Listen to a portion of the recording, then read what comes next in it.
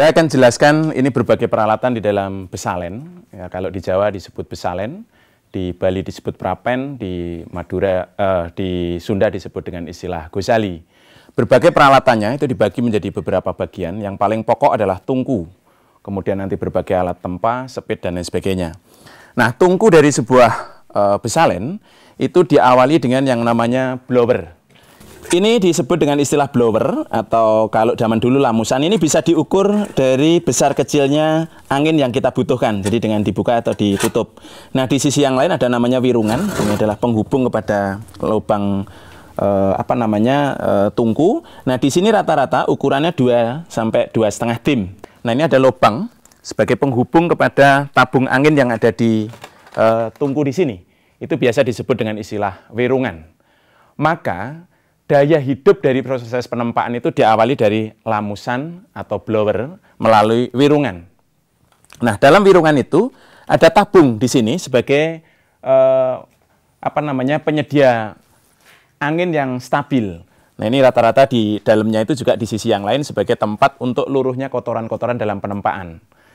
Nah, rata-rata ukuran dari wirungan kepada tabung di dalam tungku ini kurang lebih kalau dalam ukuran tradisional itu adalah 1 lengan atau sampai 1 lengan sampai ke dada yang disebut dengan istilah 1 telempak. Nah, kemudian ini adalah tungkunya. Di dalam tungku ini lubang tungkunya namanya wok. Nah, di dalam wok itu ada namanya angsang. Angsang adalah besi yang dibuat membujur sebagai penyangga agar arang itu tidak turun ke bawah atau bahan yang dibakar itu tidak jatuh kepada lubang anginnya. Nah, ini yang disebut dengan istilah wok. Nah, ini sedangkan lubang tungkunya. Nah, ini disebut angsang. Ada besi yang membujur di sana yang tujuannya adalah untuk menahan arang itu agar tidak turun pada lubang angin ataupun juga besi yang sedang kita kerjakan. Nah, di sisi yang lain, lubang wok dalam suatu tungku pembakaran itu seringkali mudah tertutup dalam proses pembakaran. Maka juga didukung dengan alat yang pertama disebut dengan istilah penowok. Penowok besar itu digunakan apabila tungku ini sudah sangat rapat, lubangnya menjadi sangat kecil, maka dalam posisi panas ini dilubangi. Nah, kemudian juga ada penowok kecil, yang itu apabila suhunya itu relatif agak turun, tetapi kadar arang yang membara itu dalam jumlah yang masih banyak, maka kita menggunakan penowok kecil. Nah, ukuran penowok kecil rata-rata juga sekitar 1 telempak. Sedangkan untuk penowok pendek rata-rata ukurannya sepanjang lengan. Nah, di sisi yang lain juga ada pengaturan dari bara api yang ada di dalam tungku ini, maka kita menggunakan penyukat. Jadi penyukat ini juga untuk mengatur bahan yang dibakar, di sisi yang lain juga mengatur bagaimana kepadatan dari arang-arang yang digunakan dalam proses pembakaran itu. Istilahnya dalam konteks pembakaran agar arangnya itu tidak ngonggong. Nah, selanjutnya juga ada namanya pengaruk. Pengaruk adalah alatnya seperti ini. Di dalam satu proses pembakaran kita kadang-kadang melibatkan banyak sekali arang, maka harus diatur agar dia tertata dengan baik. Bentuknya seperti ini.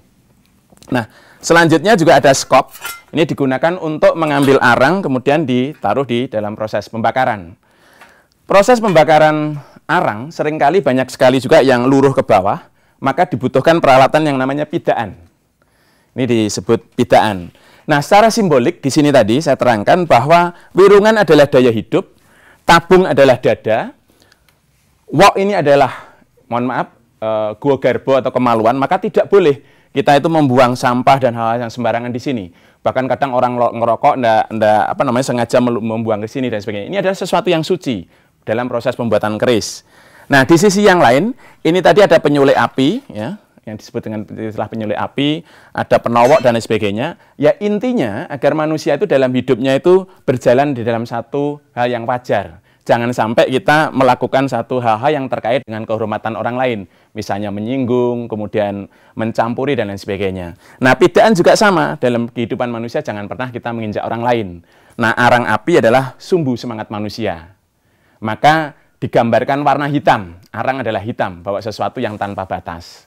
Nah, selanjutnya, di dalam besalen itu juga ada peralatan yang pokok disebut dengan istilah paron. Paron adalah landasan tempa. Nah, pada umumnya proses penempaan itu melibatkan 4-5 orang, sehingga dentingannya sangat keras. maka perlu diberi peredam suara yang disebut dengan istilah dumpal, terbuat dari kayu, dan di bawah kayu itu sebetulnya juga diberi peredam berupa pasir.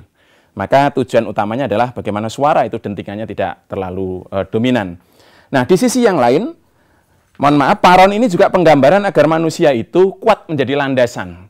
Jangan sampai kita tuh lemah, bahwa segala satu kehidupan itu banyak sekali tempaan dan godaan, sehingga kita perlu landasan yang kuat. Maka paron ini juga dianggap sebagai sesuatu yang suci. Mengapa demikian? Karena proses kehidupan ini digambarkan dalam proses penempaan ini. Maka landasan manusia harus kuat. Maka pantang bagi pembuat keris itu duduk di atas paron. Nah, berikutnya, di dalam proses penempaan ini, kita juga membutuhkan alat tempa. Jadi alat tempa dari yang paling kecil, biasanya disebut dengan istilah konde alit. Ya. Konde peking, bisa berupa tradisional seperti ini, bisa juga yang modern seperti ini. Nah, bobotnya kira-kira 1 sampai 1,5 kilo. Nah, berikutnya, di dalam satu proses penempaan, ada urutan-urutannya. Kalau kita sedang memipihkan nikel, yang ukurannya relatif lebih tipis, menggunakan amer alit, atau anak amer. Kemudian ada amer tanggung, atau konde ya, mohon maaf saya kadang menggunakan istilah amer atau kadang-kadang menggunakan istilah kondi. Sebetulnya paling populer adalah konde. Konde sedang, konde panggulu. Ini biasanya bobotnya sekitar 2 kilo sampai 2,5 kilo. Kemudian ada panengah. Ini fungsinya itu biasanya untuk menata bakalan. Ini disebut dengan istilah konde panengah. Bobotnya sekitar 3 sampai 4 kilo. Kemudian ada apa namanya? Tanggung. Jadi ukuran tanggung ini digunakan untuk proses pelipatan dan sebagainya ketika winih pamor sudah tercampur. Nah, ini bobotnya sekitar 5-6 kilo.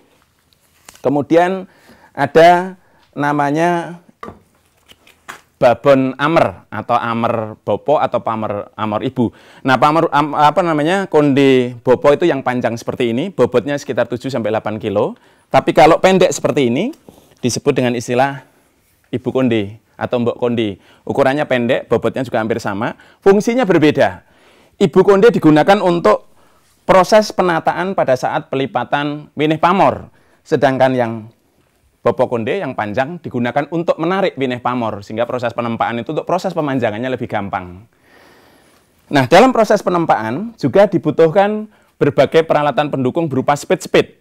Untuk proses kerja besalian agar lebih mudah, ada kebiasaan-kebiasaan yang dilakukan dan ada tanda-tanda dan kode-kode untuk menaruh speed, paron, dan sebagainya. Untuk speed selalu ditaruh dalam posisi seperti ini. Paling pendek itu ada di kiri sampai yang sedang. Kalau yang ukuran panjang dalam posisi sumindi, dalam posisi berdiri semacam ini. Sehingga secara refleks ketika kita kerja dalam proses mengambil speed, kalau kita butuh yang pendek pasti akan mengambilnya di sini. Dan setelah selesai akan kita kembalikan di sini. Nah, sedangkan kalau yang sedang kita membutuhkan dalam proses misalnya pembakaran butuh speed yang sedang, berarti ada di paling kanan. Kalau kita mau mijarkan, berarti kita ambil yang ada di sumindi atau yang posisi berdiri. Nah, ini adalah salah satu metode di dalam satu kerja besalen itu untuk mempermudah ritme kerja. Demikian juga kalau bisa kita melibatkan berbagai panja itu dalam satu pemahaman yang sama.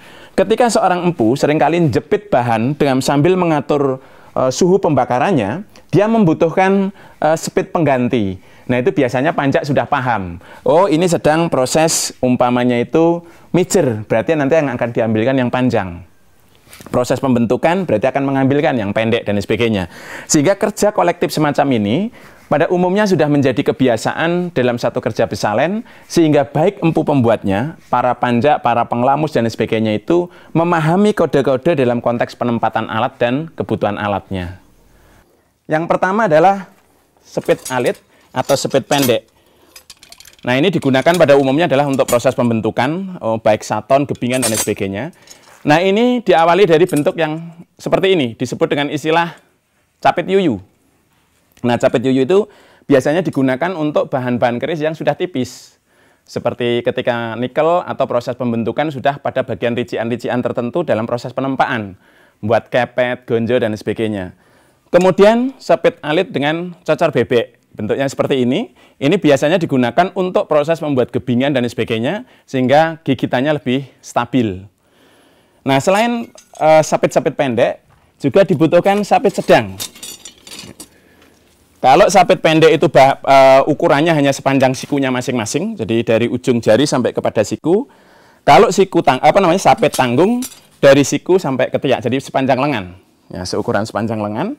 Ini fungsinya adalah untuk proses pembentukan dasar sebuah keris. Misalnya pada saat nyelorop, kemudian membuat kodokan dan lain sebagainya menggunakan ukuran-ukuran sapit tanggung. Nah, bentuknya juga sama, ada 3. Yang pertama adalah capit yuyu, kemudian karena ukurannya besar ada yang nyebut cocor bebek, tapi ada juga istilahnya cocor banyak. Nah, berikutnya adalah cocor boyo karena ukurannya lebih panjang. Nah, yang terakhir adalah pada saat kita proses pemijaran itu suhunya sangat tinggi, sehingga seringkali panasnya itu cukup tinggi, sehingga kita membutuhkan sepit yang ukurannya relatif panjang. Nah, rata-rata 1,5 sampai 2 lengan. Nah, bentuknya seperti ini, ada sapit yuyunya, dan ini adalah sepit yang kemboyo, panjang. Nah, ini digunakan khusus memang untuk proses pemijaran.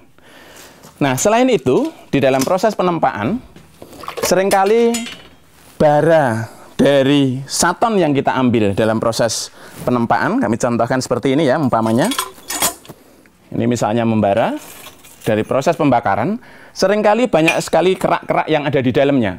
Dan itu sangat berisiko dalam proses penempaan. Selain percikannya bisa merusak kulit, juga di sisi yang lain, pamornya juga bisa rusak. Maka kita membutuhkan yang namanya susur atau susruk. Digunakan untuk membersihkan kerak-kerak yang ada di dalam bahan yang kita bakar. Nah, ini ada 2. Kalau masih berupa bahan winih pamor yang ukurannya besar, biasanya menggunakan susruk ageng atau susur ageng. Kalau sudah berupa bakalan atau bentuk-bentuk yang kaitannya dengan bakalan keris yang sudah hampir jadi, menggunakan susruk alit. Ya. Nah, proses penempaan tadi banyak meluruhkan kerak-kerak di dalam permukaan paron. Maka dibutuhkan suatu peralatan yang disebut impun-impun. Impun-impun adalah seperti ini ya. Ini digunakan untuk membersihkan kotoran-kotoran kerak karena posisinya panas dalam permukaan paron. Nah, sekali lagi tadi saya sampaikan bahwa dalam proses penempaan itu seringkali terjadi satu percikan-percikan api yang bisa mengganggu tubuh.